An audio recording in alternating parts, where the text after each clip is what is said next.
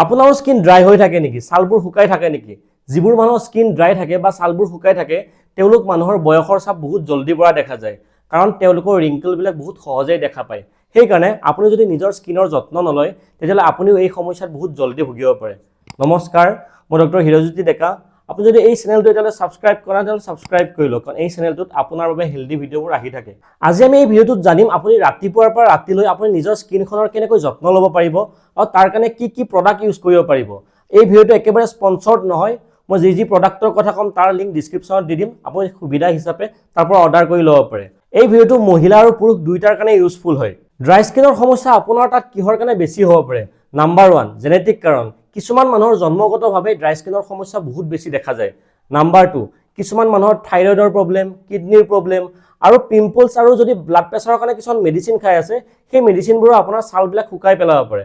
ইয়াৰ উপৰিও আপুনি যদি সঘনাই হাতবোৰ ধুই থাকে আৰু ইয়াৰ উপৰিও যিবোৰ মানুহে মুখত বহুত বেছি হাৰ্ছ কেমিকেল থকা প্ৰডাক্ট ইউজ কৰে বা বেছি স্কিন কেয়াৰ প্ৰডাক্ট ইউজ কৰে তেতিয়া আপোনাৰ মুখখন বা আপোনাৰ ছালবিলাক শুকাই যাব পাৰে। নাম্বাৰ 3, যিবোৰ মানুহে কফি, এলকহল, স্মকিং বেছিকৈ কৰে তেওঁলোকৰো স্কিনৰ সমস্যাটো বহুত বেছিকৈ দেখা যায়। নাম্বাৰ 4, এই ঠাণ্ডাৰ দিনকেইটাত ড্ৰাই স্কিনৰ সমস্যা বহুত বেছি দেখা যায় কাৰণ এই ঠাণ্ডাৰ দিনত আমাৰ ওচৰে পাজৰৰ এয়াৰবিলাক শুকাই যায়, আমাৰ হিউমিডিটি একেবাৰে কমি যায়। আমাৰ যেতিয়া ছালবোৰে ছালত থকা পানীবিলাকক ধৰি ৰাখিব নোৱাৰে আৰু ছালত থকা নেচাৰেল অইল লেয়াৰটো কমি যায় তেতিয়া আমাৰ ড্ৰাই স্কিনৰ সমস্যাই দেখা দিয়ে আৰু আমি সেইটোকে ঠিক কৰিব লাগিব। আহক আমি জানো দিনটোত আপুনি কি কৰিব। নাম্বাৰ 1, গা ধোৱাৰ সঠিক টেকনিক।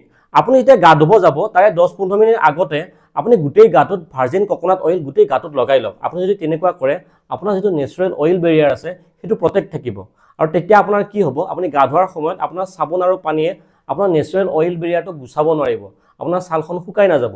ইয়াৰ উপৰি আপুনি আৰু এটা কাম কৰিব পাৰে। আপুনি গা ধোৱা আপোনাৰ যিখিনি পানী আছে সেই পানীখিনিত 4-5 চামুচকৈ আপোনাৰ সেই ভাৰ্জিন কোকোনাট অইল মিক্স কৰি ল'ব পাৰে। ইয়াৰ উপৰি আপুনি ৰেগুলাৰ চাবোন ব্যৱহাৰ কৰিব নালাগে। আমি যদি ৰেগুলাৰ গাত চাবোন ব্যৱহাৰ কৰোঁ তেতিয়া আমাৰ গাত থকা যিবোৰ নেচাৰেল অইল সেইবিলাক গুচি যায়। তাৰ ঠাইত আপুনি কি কৰিব পাৰে, আপোনাৰ গলৰ ওচৰে পাজৰে, আপোনাৰ কাফিলতিৰ তলত আৰু আপোনাৰ প্ৰাইভেট পাৰ্টত ৰেগুলাৰ চাবোন ইউজ কৰক।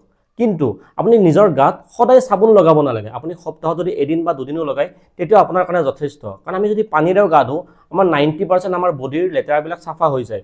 সেইকাৰণে সদায় চাবোন লগোৱাটো কোনো প্ৰয়োজন নাই। আপুনি গা ধুবৰ বাবে কেনেকুৱা চাবোন বা কেনেকুৱা শাৱাৰ জেল ইউজ কৰিব? যিবোৰ চাবোন বা শাৱাৰ জেলত ছালফেট নাথাকে, ছালফেট ফ্ৰী হয়, ইয়াৰ উপৰি বহুত বেছি কেমিকেল নাথাকে আৰু বহুত বেছি গোন্ধ নাথাকে তেনেকুৱা চাবোনবোৰ আপুনি ইউজ কৰিব পাৰে। তেনেকুৱা চাবোন যদি আপুনি ইউজ কৰে তেতিয়াহ'লে আপোনাৰ লেয়াৰটো প্ৰটেক্টেড থাকিব আৰু নহ'লে যদি আপুনি বহুত বেছি গোন্ধ থকা চাবোন ইউজ কৰে, বহুত বেছি কেমিকেল থাকে তেতিয়া আপোনাৰ ছালবিলাক শুকাই পেলাব। ইয়াৰ উপৰিও আপুনি গা ধোৱাৰ সময়ত যিবোৰ স্ক্ৰাবাৰ থাকে বা জাবৰ থাকে সেইবিলাকেৰে বহুত জোৰে গাটো ঘঁহি নিদিব। তাৰ ফলত আপোনাৰ ছালবিলাক ডেমেজ হ'ব। ইয়াৰ উপৰিও তাৰ ঠাইত আপুনি কি কৰিব পাৰে, আপুনি কোমল এখন কাপোৰে গাটো নৰ্মেলি আপুনি ঘঁহি দিব পাৰে আৰু লগতে আপুনি যেতিয়া গাটো মচিব আপুনি কাপোৰেৰে পুৰা জোৰে মচিব নালাগে, জোৰে ঘঁহি দিব, মচিব নালাগে। আপুনি অলপ টুকি দিলেও আপুনি গাটোত অকণমান যদি পানী থাকে তেনেকৈ ৰাখিলেও আপোনাৰ কাৰণে হৈ যাব। গা ধোৱাৰ পিছত আপুনি কি কৰিব? Number 2, moisturiser. আপুনি জানেনে আপুনি গা ধোৱাৰ পিছতে আপুনি গোটেই গাটো শুকাই পেলাব নালাগে। অকণমান গাটো যাতে আপোনাৰ ডেম হৈ থাকে, অকণমান ভিজি থাকে তেনেকুৱা ৰাখিব লাগিব আৰু তেনেকুৱা অৱস্থাত গাটোত আপুনি মইশ্চাৰাইজাৰ ইউজ কৰিব লাগিব। আৰু যদি তেনেকুৱা ভিজি থকাৰ অৱস্থাত যদি আপুনি মইশ্চাৰাইজাৰ ইউজ কৰে তেতিয়াহ'লে মইশ্চাৰাইজাৰটো আপোনাৰ ছালত লকড হৈ যাব। এই মইশ্চাৰাইজাৰটো আপোনাৰ দেহত বহুত দেৰিৰ কাৰণে কাম কৰি থাকিব। সেইকাৰণে আপুনি যদি শুকান ছালত যদি মইশ্চাৰাইজাৰ লগায় সি বহুত বেছি কাম নিদিব, বহুত জলদি আপোনাৰ শুকাই যাব। সেইকাৰণে গাটো ভিজি থাকোঁতে আপুনি মইশ্চাৰাইজাৰ লগাব লাগিব। এতিয়া আপুনি এনেকুৱা কোনবোৰ মইশ্চাৰাইজাৰ ইউজ কৰিব যিবোৰ আপোনাৰ ড্ৰাই স্কিনৰ কাৰণে বহুত ভাল? CeraVe moisturizing cream, dot and key barrier repair cream, Cetaphil moisturizing cream, Bioderma Atoderm cream, Venusia max cream, Minimalist marula oil moisturizer, Aveeno oat moisturizer. ইয়াৰে গোটেইকেইটা মইশ্চাৰাইজাৰে ভাল হয়। ইয়াৰে ভিতৰত যিকোনো এটা মইশ্চাৰাইজাৰ যিটোৱে আপোনাৰ স্কিনত চুইট কৰে আৰু আপোনাৰ বাজেটত মিলে সেইটো কিনিব পাৰে। Number 3, sunscreen. আপুনি যদি বহুত সময় বাহিৰত থাকিবলগীয়া কিবা কাম কৰে বা যদি বেছি সময় ৰ'দত থাকে তেতিয়াহ'লে আপুনি মইশ্চাৰাইজাৰ লগোৱাৰ জাষ্ট পিছতে আপুনি ছানস্ক্ৰীন এটা ইউজ কৰিব লাগিব। আপুনি যদি মইশ্চাৰাইজাৰ লগাই ছানস্ক্ৰীন ইউজ কৰে তেতিয়াহ'লে আপোনাৰ ছানস্ক্ৰীনটো বহুত সময়ৰ কাৰণে কাম কৰি থাকিব, আপোনাৰ স্কিনটোত বহুত সময়ৰ কাৰণে প্ৰটেক্ট কৰি ৰাখিব। আপোনাৰ যদি ড্ৰাই স্কিনৰ সমস্যা আছে তেতিয়াহ'লে আপোনাৰ কাৰণে কোনবোৰ ছানস্ক্ৰীন ভাল হয়?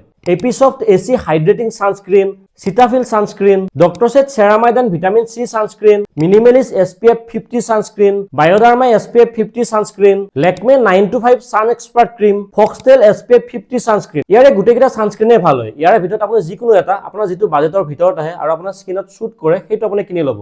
Number 4, face wash. আমাৰ মুখখনক ক্লিন কৰিবৰ কাৰণে ফেচ ৱাছ বহুত বেছি ইম্পৰ্টেণ্ট, কিন্তু আমাৰ বহুতে এটা ভুল কৰোঁ।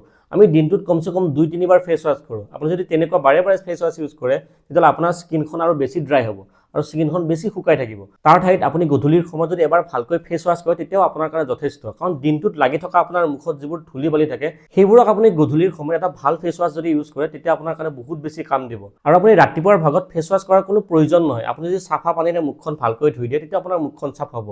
আপোনাৰ যদি ড্ৰাই স্কিন আছে আপোনাৰ কাৰণে কোনটো ফেচ ৱাছ ভাল হয় যিটো আপোনাৰ ফেচত শ্বুট কৰিব? CeraVe hydrating cleanser, Cetaphil gentle skin cleanser, Episoft cleanser, Simple refreshing face wash, ইয়াৰ ভিতৰত আপুনি যিকোনো এটা ইউজ কৰিব পাৰে। এই গোটেইবিলাক প্ৰডাক্টৰ লিংক আপোনাক ডিছক্ৰিপশ্যনত দি দিছোঁ, আপুনি তাৰ পৰা অৰ্ডাৰ কৰিব পাৰিব। আপুনি এই 4টা স্কিন কেয়াৰ ৰুটিন ইউজ কৰাৰ লগতে আপুনি দিনটোত 4 লিটাৰকৈ সদায় পানী খাব লাগিব। আপুনি পানী খালে আপোনাৰ বডিটো ডিহাইড্ৰেটেড থাকিব, আপোনাৰ স্কিনবিলাক ভিজি থাকিব। আৰু যিবোৰ মানুহৰ ড্ৰাই স্কিন আছে তেতিয়াহ'লে মই কোৱাৰ ধৰণে simple skin care routine use কৰিব লাগিব। আপুনি বেলেগ বেলেগ ধৰণৰ স্কিনৰ প্ৰডাক্ট আপুনি মুখত লগাব নালাগিব, কাৰণ যিবোৰ মানুহৰ ড্ৰাই স্কিন থাকে তেওঁলোকৰ স্কিনবিলাক অলৰেডি চেঞ্চিটিভ হয়। আৰু আপুনি যদি বেছিকৈ কেমিকেল মুখত লগাই থাকে আপোনাৰ স্কিনবিলাক ৰঙা হৈ যাব, আপোনাৰ ড্ৰাই স্কিনৰ সমস্যা বেছি বাঢ়িব, চেঞ্চিটিভ স্কিন হ'ব, পিম্পলছ হ'ব, সেইবোৰ সমস্যা বহুত দেখা দিব। ইয়াৰ উপৰি আপুনি ৰাতিৰ ভাগত আপোনাৰ মুখখনত আৰু আপোনাৰ হাতে ভৰিয়ে ভাৰ্জিন কোকোনাট অইল নাইবা আপোনাৰ ভেচলিন পেট্ৰলিয়াম জেলি আপোনাৰ হাতে ভৰি আৰু গোটেই মুখত লগাই থ'ব। আপুনি যদি তেনেকুৱা কৰে আপোনাৰ গোটেই ৰাতিটোৰ কাৰণে আপোনাৰ স্কিনখন হিল হ'বৰ কাৰণে সময় পাব। কিন্তু আপুনি যদি ভেচলিন পেট্ৰলিয়াম জেলি বা আপোনাৰ নাৰিকল তেল লগাব বিচৰা নাই, তাৰ ঠাইত আপোনাক নৰ্মেল যিবোৰ মইশ্চাৰাইজাৰ মই ক'লোঁ সেইবোৰ আপুনি ইউজ কৰিব পাৰে। আৰু যদি আপুনি ৰেগুলাৰ চাবোন ইউজ কৰি থকাৰ ফলত আপোনাৰ হাতবোৰ বহুত বেছি শুকাই গৈছে, ফাটি গৈছে, তেনেস্থলত আপুনি এক্সেমাৰ দৰে সমস্যাত ভুগি থাকিব পাৰে। আৰু যদি তেনেকুৱা হৈছে আৰু মই কোৱা মইশ্চাৰাইজাৰবোৰ ইউজ কৰাৰ পিছতো আপুনি ভাল পোৱা নাই, তেতিয়াহ'লে আপুনি ডক্টৰক দেখুৱাই ল'ব লাগিব আৰু আপুনি বেলেগ বেলেগ মেডিচিন ইউজ কৰিব লাগিব। আৰু যিবোৰ মানুহৰ গুৰুহা দুটা ফাটি গৈছে তেওঁলোকে কি কৰিব? আপুনি দিনটোত 10-15 মিনিটৰ কাৰণে 3-4 বাৰকৈ আপুনি কুহুমীয়া পানীত আপোনাৰ ভৰি দুখন ভিজাই থওক। ভিজাই থোৱাৰ পিছত আপুনি হাতেৰে ভৰিখনত যিবিলাক ছাল মৰা ছাল থাকে সেইবোৰ গুচাই দিয়ক। আপুনি কেতিয়াও মৰা ছালবিলাক আপুনি শিলেৰে ঘঁহি আপুনি গুচাব চেষ্টা নকৰিব। আপুনি যদি তেনেকুৱা কৰে আপোনাৰ ছালখন বেছিকৈ ডেমেজ হ'ব আৰু আপোনাৰ এই গুৰুহা পতাৰ সমস্যাটো আৰু বেছি হ'ব। তাৰ ঠাইত আপুনি ভৰিখন ধোৱাৰ পিছত দিনটোত 2 বাৰকৈ লেক্টিক এচিড আৰু ইউৰিয়া থকা আপুনি ক্ৰীম ইউজ কৰিব পাৰে। আপুনি তাৰ কাৰণে কি ক্ৰীম ইউজ কৰিব পাৰিব? Cotaryl cream, Xerina cream, Moisturex cream, লজিফিল ক্ৰীম, ইফাডাৰ্ম ক্ৰীম, ইয়াৰ ভিতৰত যিকোনো এটা ক্ৰীম আপুনি দিনটোত 2 বাৰ বা 3 বাৰকৈ লগাই থওক। আৰু আপুনি অকণমান সময় লগোৱাৰ পিছতে আপুনি কটনৰ মোজা এযোৰ পিন্ধি থওক। আপুনি আপোনাৰ যেতিয়া ভৰিখন এনেকৈ ফাটি যায় আপুনি নাইলন বা যিবোৰ ঊলৰ মোজা থাকে সেইবোৰ পিন্ধাটো এভইড কৰক। তেনেকুৱা কৰিলে আপোনাৰ স্কিনখন শুকাই থাকিব আৰু বহুত বেছি সমস্যা বাঢ়ি যাব।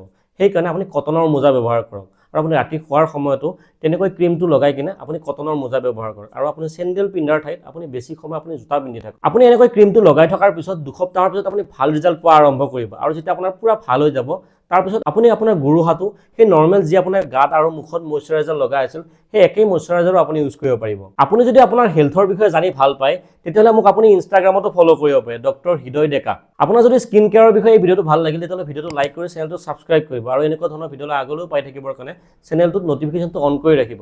ভিডিঅ'টো একেবাৰে শেষলৈ চোৱাৰ বাবে আপোনাক ধন্যবাদ।